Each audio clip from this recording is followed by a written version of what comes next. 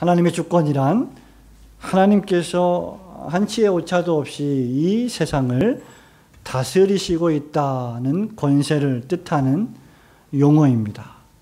하나님의 주권은 우리 개인의 삶에도 여전히 동일하게 적용됩니다. 하나님은 이 세상을 통치하실 뿐만 아니라 넓고 넓은 우주를 다스리실 뿐만 아니라 저와 여러분 개인의 세세한 삶에도 간섭하시고 역사하시는 전능하신 하나님이십니다. 그렇다면 우리는 이런 질문을 던질 수 있습니다. 만약에 하나님께서 우리 개인을 포함해서 모든 우주를 한치의 오차도 없이 통치하시는 주권자이시라면 굳이 우리가 예배를 드리고 굳이 우리가 예배 시간에 나와서 기도할 필요가 있을까? 이런 질문을 던질 수 있을 것입니다.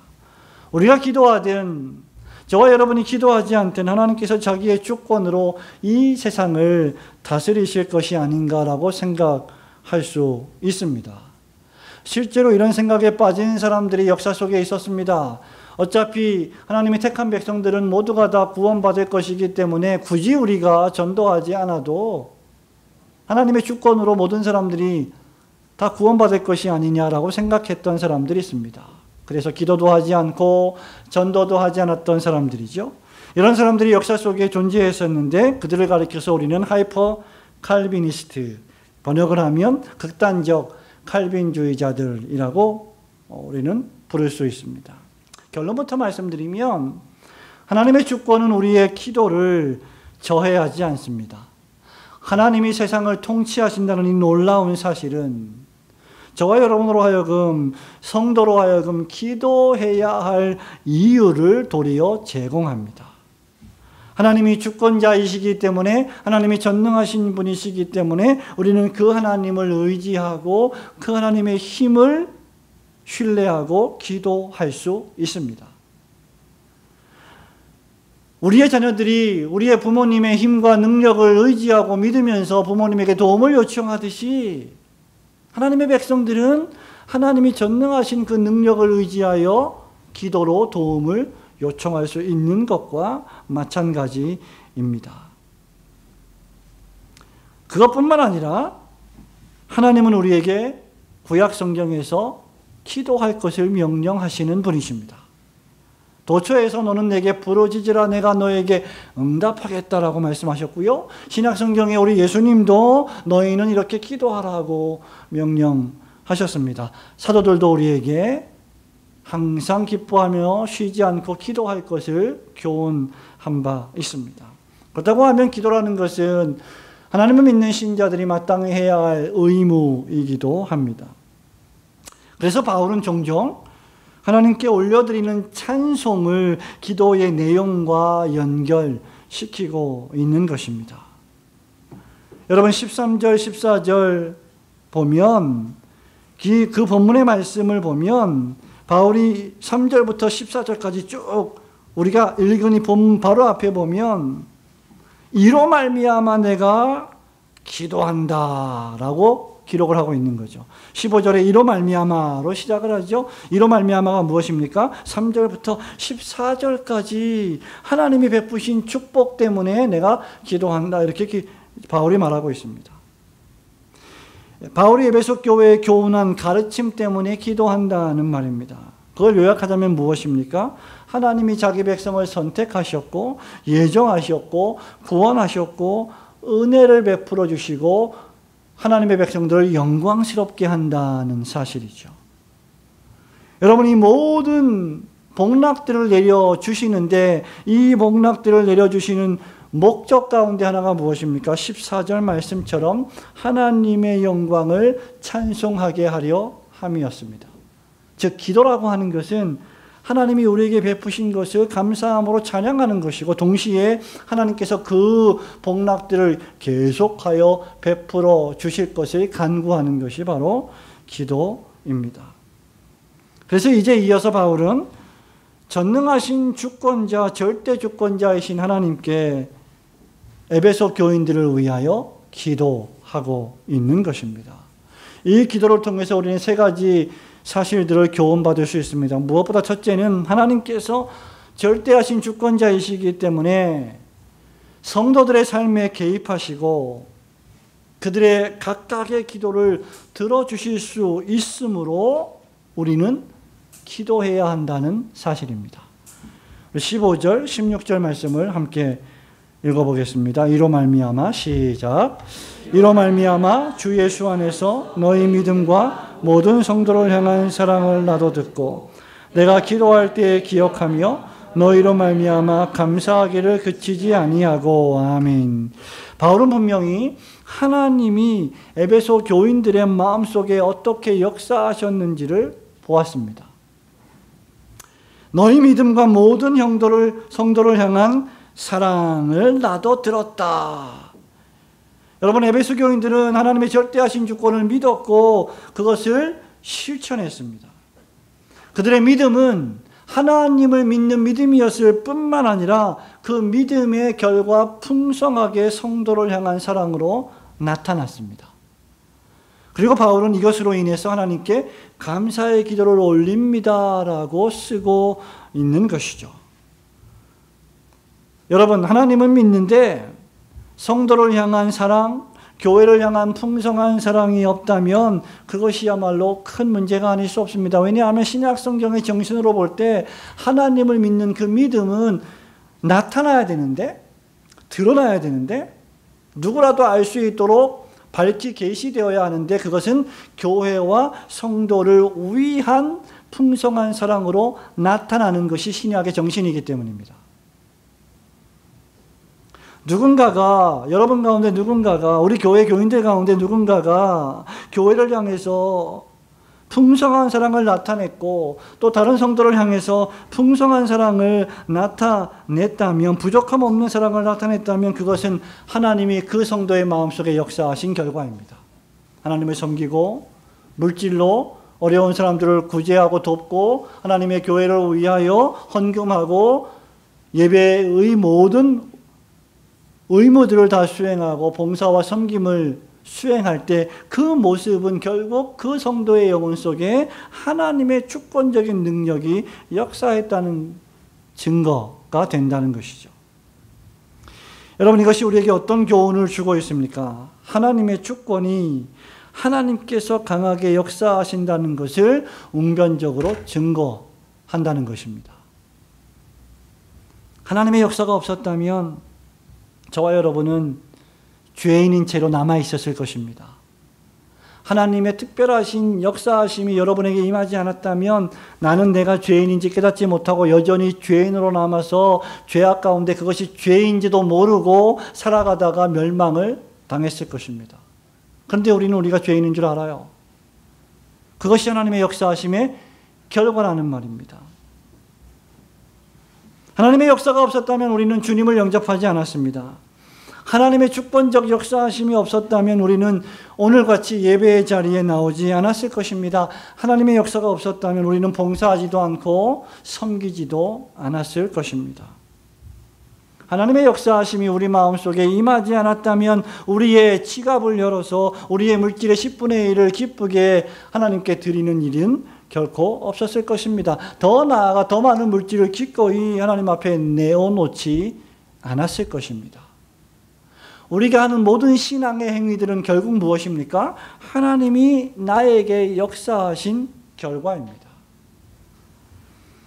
그러므로 성도를 향한 풍성한 사랑이 나타났다면, 누군가 우리 교회 교인 가운데 정말 하나님을 잘 섬기고 있다면, 성도를 향해서 그 사랑을 잘 실천하고 있다면 우리는 그 성도를 위하여 기도해야 한다는 것입니다. 그 성도가 열심히 봉사하고 섬기는 것을 시기하고 질투하고 뒤에서 불평할 것이 아니라 도리어 그 일이 계속 지속되기를 위하여 바울처럼 기도해야 한다는 말입니다. 여러분 15절 보세요. 주 예수 안에서 너희 믿음과 모든 성도를 향한 사랑을 나도 듣고 내가 너희를 위하여 기도한다. 감사의 기도를 올린다. 정말 하나님의 은혜가 풍성하구나 라고 지금 바울이 말하고 있는 것입니다. 왜냐하면 하나님께서 강력하게 역사하사 변화시켜 주신 것이기 때문입니다. 2019년이 시작되고 벌써 6개월이 지나갔습니다. 이제 7월 마지막을 향하여 달려가고 있습니다. 우리는 새해를 시작하면서 예배의 시작, 기도의 시작, 헌신의 시작, 봉사의 시작을 결심하고 올해는 작년보다 훨씬 더 달라지겠다고 결심한 것이 엊그제입니다. 너무나 시간이 빠릅니다. 그리고 우리는 부족하지만 그것을 실천에 옮기며 지금까지 살아왔습니다. 하나님은 우리의 마음에 역사하셨고 여러분의 마음에 역사하셨고 성도들의 마음에 역사하셨습니다. 그렇다고 하면 우리에게 역사하신 하나님께 우리는 계속해서 감사의 기도를 올리고 하나님을 향한 우리의 사랑이 식어지지 않고 더욱 뜨거워지게 해달라고, 우리의 헌신과 예배가 더욱 풍성해지게 해달라고 기도해야 할 것입니다. 우리 교회 목사님의 봉사가, 우리 교회 장로님, 집사님, 권사님의 사랑의 수고가 더 풍성하게 해달라고, 우리 올고든 교회 모든 성도들의 사랑의 섬김과 수고가 더욱 열매를 맺게 해달라고 우리는 기도해야 할 것입니다. 그리고 우리 가운데 아직 연약한 성도가 있다면 그 연약한 성도를 우리가 품어주면서 그도 우리처럼 더 강한 성도가 될 수 있도록 기도를 계속해야 할 것입니다. 지금 여러분 주변의 성도를 향한, 교회를 향한 변화가 있다면 하나님께 즉시 감사하시고 그들을 위하여 계속 기도하시는 성도들이 되시기를 주님의 이름으로 축원합니다. 여러분, 하나님이 주권자이시기 때문에 우리를 구원하신 그 구원의 목적 성취를 위해서 우리는 계속 기도해야 합니다. 하나님이 우리를 왜 구원하셨는지, 어떤 목표를 향해서 우리를 죄에서 구원해 주셨는지를 생각하고 계속해서 그것이 이루어지게 해달라고 기도해야 한다는 말입니다. 자, 17절, 18절, 19절 말씀 같이 읽어보겠습니다. 우리 주 시작. 우리 주 예수 그리스도의 하나님, 영광의 아버지께서 지혜와 계시의 영을 너희에게 주사 하나님을 알게 하시고 너희 마음의 눈을 밝히사 그의 부르심의 소망이 무엇이며 성도 안에서 그 기업의 영광의 풍성함이 무엇이며 그의 힘의 의력으로 역사하심을 따라 믿는 우리에게 베푸신 능력의 지극히 크심이 어떠한 것을 너희로 알게 하시기를 구하노라. 아멘. 바울은 에베소 교회의 성도들이 하나님을 알기를 원하고, 하나님을 알기를 원하는데 하나님의 부르심의 그 소망이 무엇인지 구체적으로 알기를 원했고, 하나님이 우리에게 주실 그 기업의 영광의 풍성함이 무엇인지를 알기를 원했습니다. 그리고 우리 안에서 역사하시는 하나님의 그 능력의 위력이 얼마나 대단한지를 깨닫게 하기를 기도했습니다. 바울의 기도는 상당히 수준 높고 차원이 높은 기도가 아닐 수 없습니다. 왜 바울은 이런 기도를 하고 있을까요? 왜 바울은 실제적으로 지금 당장 우리에게 필요한 집, 차, 먹는 거, 마시는 거, 이런 의식주의 문제보다 하나님을 알기를 원하는 기도를 하고 있을까요? 장차 우리에게 임할 그 영광의 소망의 풍성함이 무엇인지 이렇게 추상적인 것 같이 잘 현실적이지 않는 기도를 왜 하고 있을까요? 우리 속에서 역사하시는 하나님의 능력의 그 위대함이 무엇인지를 왜 깨닫게 해달라고 기도하고 있을까? 그 이유는 우리가 이 세상에 발을 붙이고 살아가지만 이 세상에서 영원히 살 존재가 아닌, 보이지 아니하나 지금 이루어져 가고 있는 하나님의 나라 천국을 위하여 살아갈 존재들이기 때문입니다. 그것은 잘 보이지 않습니다. 그렇기 때문에 그것을 위해서 기도하는 것도 생각보다 쉬운 일은 결코 아닙니다. 그러나 이것을 우리는 기도해야 합니다. 왜냐하면 하나님이 약속하시면 반드시 그것을 지키실 것이기 때문입니다. 우리 안에서 선한 일을 시작하신 그 하나님께서는 그 선한 일을 계속해서 조금씩 이루어 가고 계십니다. 하나님이 목적하시면 그것을 끝까지 이루십니다. 그럼에도 불구하고 우리는 그것을 위하여 기도해야 합니다. 왜냐하면 하나님이 그 방편까지도 우리에게 주셨기 때문이죠. 어떤 방편입니까? 기도로 그것을 이루어 가겠다라고 하는 방편입니다. 그렇기 때문에 우리는 무엇보다도 하나님을 잘 알아야 합니다. 성도 여러분, 제가 여러분에게 지금 저녁에, 오늘 저녁에 여러분은 하나님을 충분히 알고 계십니까? 이렇게 질문한다면, 이런 질문에 생각이 있는 그리스도인이라면 그렇습니다라고 답할 사람은 아무도 없을 것입니다. 우리가 아무리 똑똑하고 우리가 아무리 성경을 많이 읽는다 할지라도 하나님을 충분히 알고 있지는 못합니다. 그렇다고 하면 우리는 어떻게 해야 할 것인가? 하나님을 어떻게 알 수 있을까요?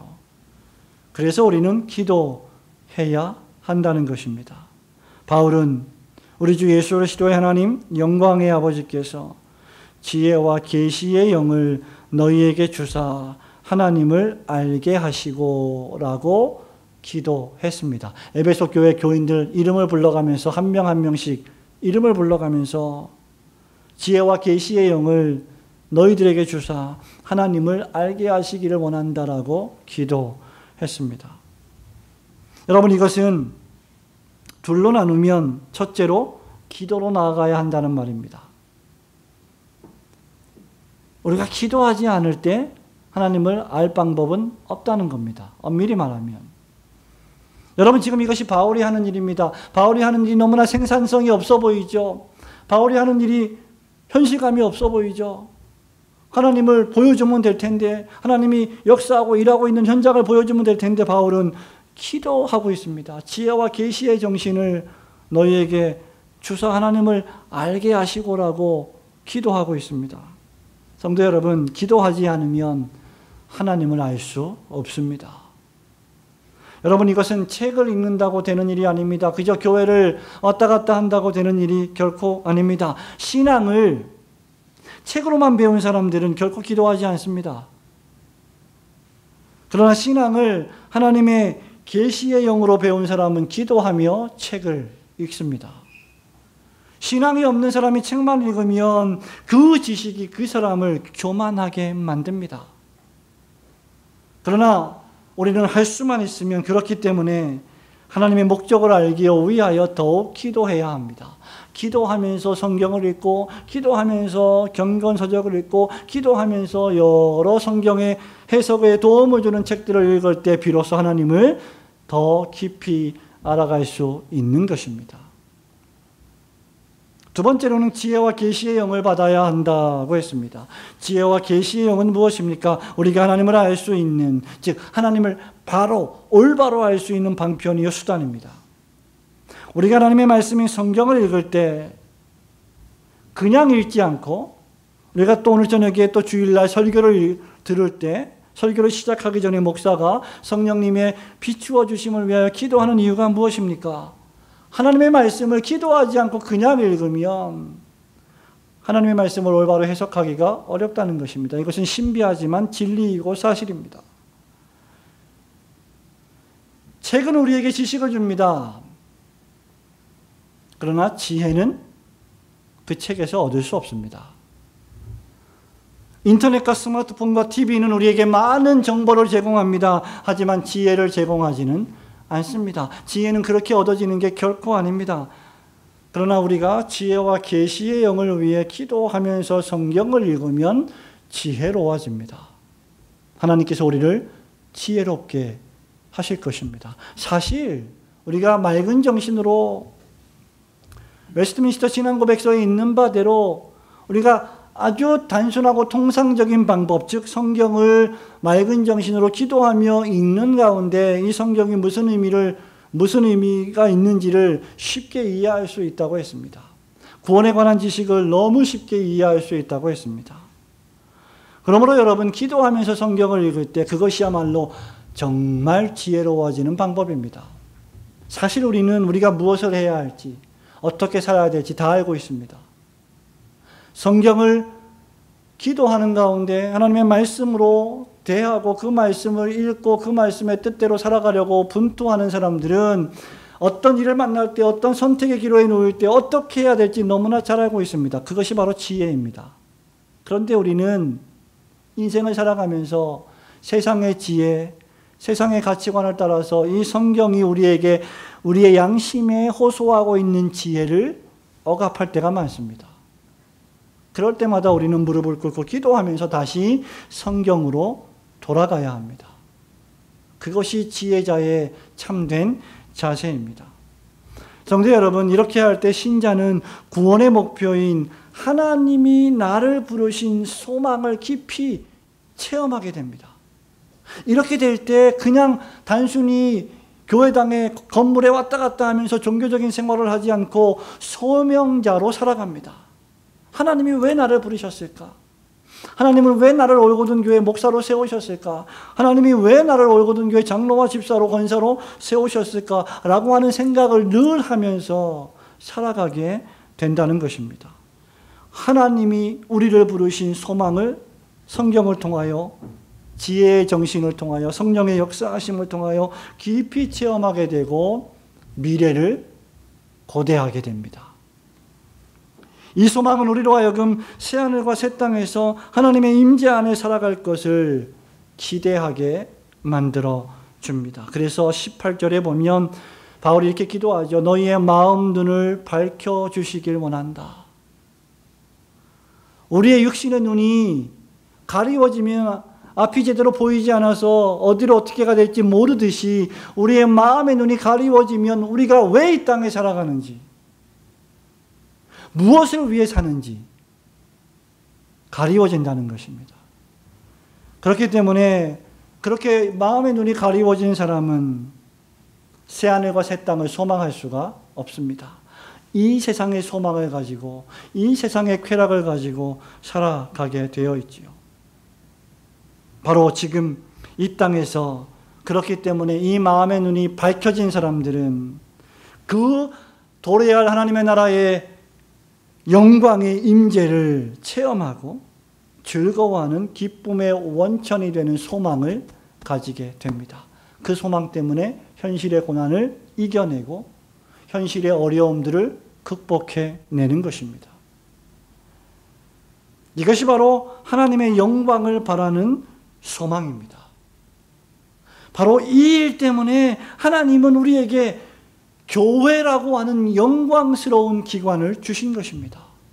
매주일마다 우리가 잊어버리기 쉽기 때문에 매주일마다 이 영광스러운 소망을 목사의 설교를 통하여 계속해서 공급받게 하신 것입니다. 듣게 하십니다. 보게 하십니다. 맛보게 하십니다. 깨닫게 하십니다. 세례와 성찬을 통하여 그 천국의 잔치를 경험하게 하십니다. 그것이 교회의 존재 이유입니다. 목사와 장로를 두셔서 영혼을 감독하게 하시고 목양하게 하시고 교회를 치리하게 하시고 말씀을 가르치게 하셨습니다. 집사를 두셔서 봉사의 직무를 감당케 하신 것입니다. 권사를 주셔서 교회를 위하여, 영혼들을 위하여 하루도 빠짐없이 기도하게 하신 것입니다. 이것이 교회의 목적이고 이것이 직분자들의 존재 이유이고 성도의 존재 이유입니다. 이것이 우리의 가치요, 이것이 이 세상에 교회가 존재하는 가치입니다. 그래서 교회는, 칼빈이 이렇게 표현했습니다. 그래서 교회는 성도들을 양육하고 젖먹이는 어머니의 품과 같다. 그러므로 언제든지 하나님의 지혜와 계시의 영을 기도하며 우리 인생의 목적을 늘 우리는 묵상해야 할 것입니다. 하나님은 이렇게 마침내 완성될 하나님 나라의 백성들이 될 그리스도인들의 진정한 가치를 알기 원하십니다. 바울을 통해서 기도하게 하신 것이죠.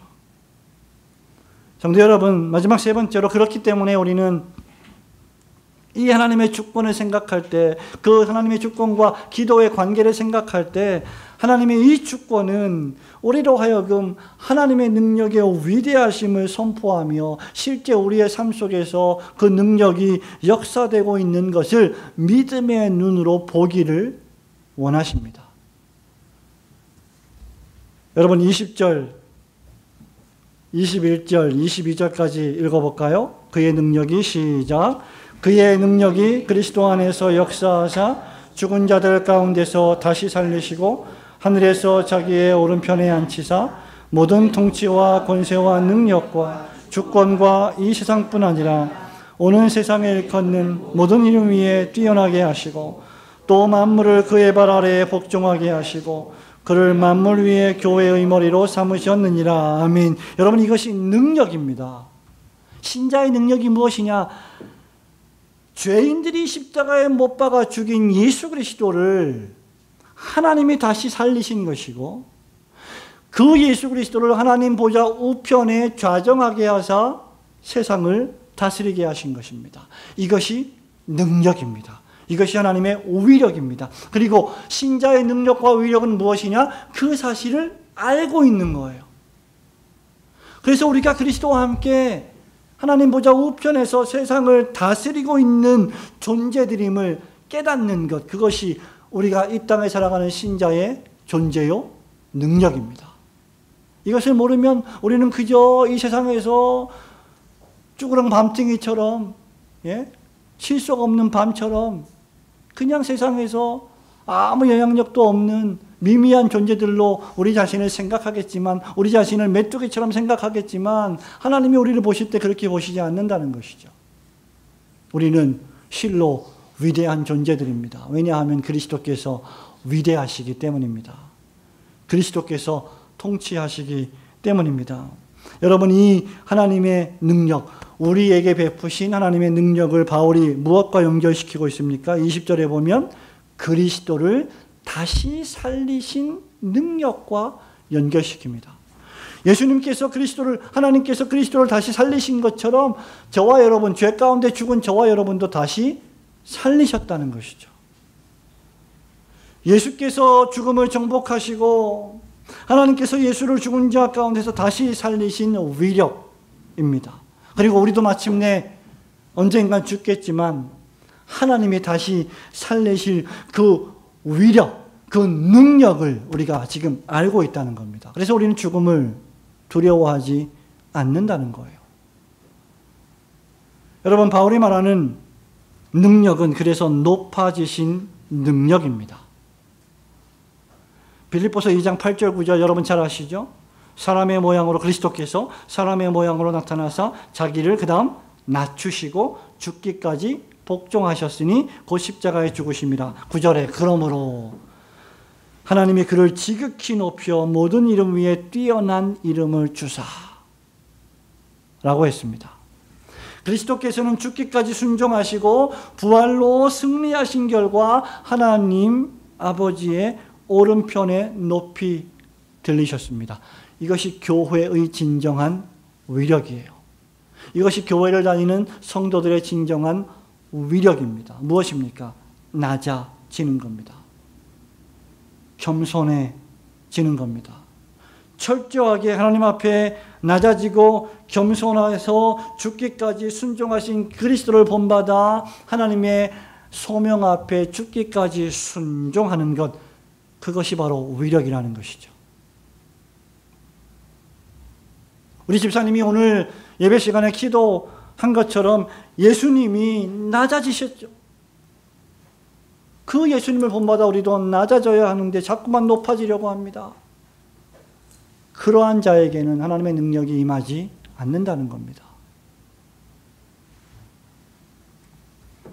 고난 앞에서의 죽기까지의 순종을 통해 높이 들리는 위력, 이것이 신자의 비밀입니다. 그러므로 순종이 없이는 위력은 없습니다. 하나님 앞에 순종이 없이는 능력을 경험할 수가 없습니다. 하나님 앞에 다른 사람이 아니라 목사나 장로나 직분자 앞에서가 아니라 본인 자신이 하나님 앞에서의 순종이 없다면 그는 결코 교회 생활에서의 능력을 체험하기가 대단히 어려워지는 겁니다. 고난이 없이는 그래서 능력이 없습니다. 순종은 어떤 때 필요합니까? 고난이 임할 때 순종하는 거예요. 모든 환경이 다 좋을 때 순종하는 것은 얼마나 쉽습니까?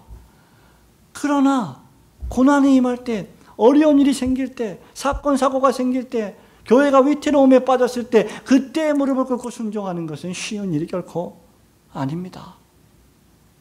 다 도망갈 때, 다 주를 부인할 때 십자가를 지는 것은 대단히 어려운 일이고, 그 십자가를 지는 주님 앞에 나도 저분과 함께 합니다라고 말하는 것은 대단히 어려운 일입니다. 말로 되는 것이 아닙니다. 그것은 이 그리스도를 죽음 가운데서 구원하시고 다시 살리신 그 능력과 위력을 체험한 신자들만 경험할 수 있는 비밀한 능력이기 때문입니다.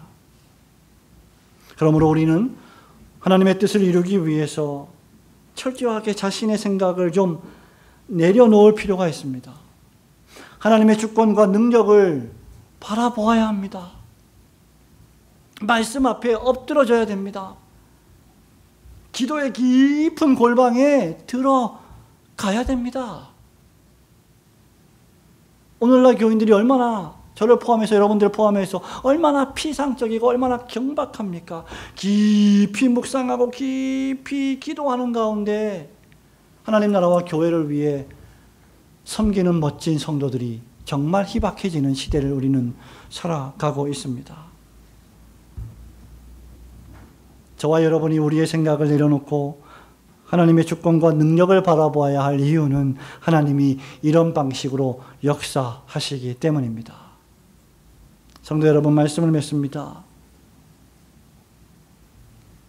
여러분의 건강, 여러분의 질병, 여러분에게 화가 임하고 복이 임하는 살고 죽는 이 모든 것들, 여러분의 사업, 직장, 생명, 여러분의 가족, 여러분이 매일매일 느끼는 그 기쁨과 슬픔의 순간들, 이 모든 것들이 전부 다 하나같이 하나님의 주권적인 손안에 있습니다. 주신 자도 여호와시요 취하신 자도 여호와시오니라고 욥은 고백했습니다. 하나님은 우리에게 주실 수도 있고 그것을 다 가져가실 수도 있는 분이십니다. 우리가 하나님 앞에 겸손히 무릎 꿇지 않아야 될 이유가 어디에 있다는 말입니까?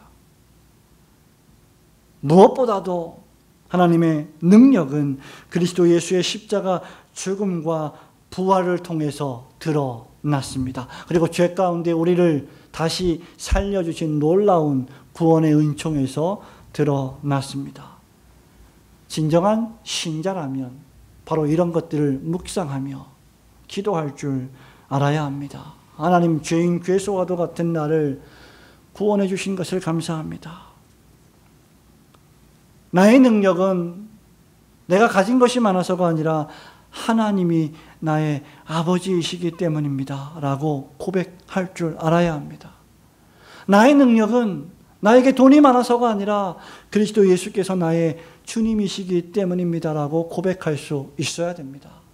우리 성도들의 진정한 능력은 우리 교회 성도들이 엄청 많아져서가 아니라 우리 교회 성도들이 몇 명이더라도 하나님의 주인 되심을 고백하는 데 있습니다라고 기도할 수 있어야 됩니다.